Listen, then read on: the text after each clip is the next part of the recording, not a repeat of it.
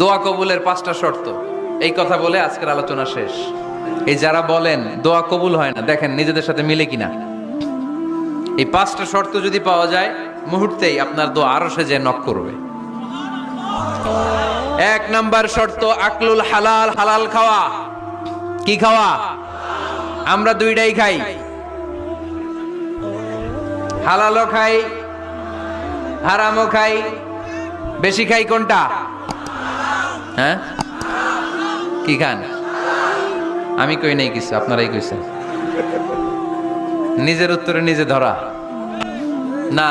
হারাম খেলে তো দোয়া কবুল হয় না। লা ইয়াদখুলুল জান্নাতা জাসাদুন গুযিয়া বিল হারাম।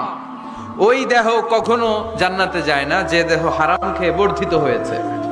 কেন দোয়া কবুল হয় না? মিলিয়ে নেন নিজের জীবনের সাথে, জাস্ট একটু মিলিয়ে নেন। দোয়া কবুলের 5টা শর্ত, এই কথা বলে আজকের আলোচনা শেষ।